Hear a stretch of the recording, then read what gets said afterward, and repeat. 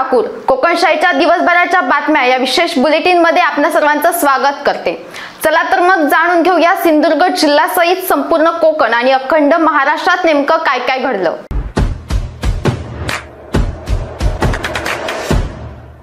जिल्ह्यात गेल्या 24 तासात वेंगुर्ले तालुक्यात सर्वाधिक 96.1 मिलीमीटर पावसाची नोंद झाली आहे। जिल्ह्यात सरासरी 66.7 मिलीमीटर पाऊस झाला असून सरासरी 459.1 मिलीमीटर पाऊस झालाय।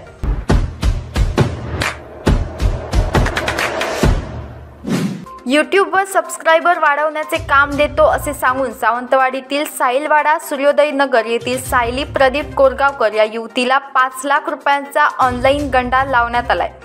या संदर्भात या युवतीने पोलीस ठाण्यात तक्रार दिली आहे। 19 एप्रिल ते 25 एप्रिल 2023 या आठवड्याभराच्या काळात हा प्रकार घडलाय।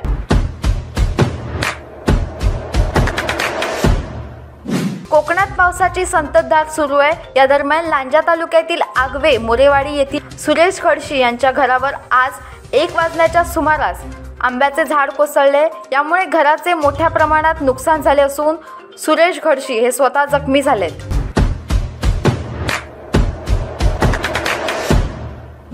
श्रीरंग ट्रस्टच्या प्लास्टिक मुक्त अभियानाला झाराप सरपंच स्वाती तेंडोलकर यांनी शुभेच्छा दिल्यात।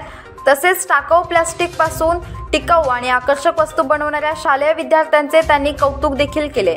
केवळ शासनावर अवलंबून राहण्यापेक्षा प्रत्येकाने प्लास्टिक मुक्तीसाठी प्रयत्न केले पाहिजेत असं देखील त्या यावेळी म्हणाल्यात।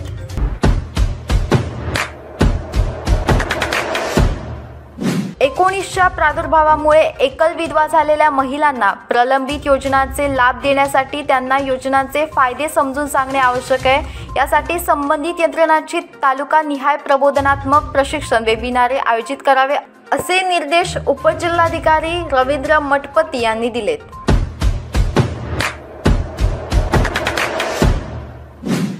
केंद्र शासनाने रायगड जिल्ह्यातील रातवड येथे चर्मोद्योग क्लस्टरला मंजुरी देऊन 125 कोटी निधी दिलाय। या माध्यमातून चर्मोद्योगासाठी एकीकृत सुविधा उपलब्ध होऊन रोजगाराची मोठी संधी निर्माण होणार आहे। या प्रकल्पाला मान्यता दिल्याबद्दल मुख्यमंत्री एकनाथ शिंदे यांनी पंतप्रधान नरेंद्र मोदी यांचे आभार मानलेत।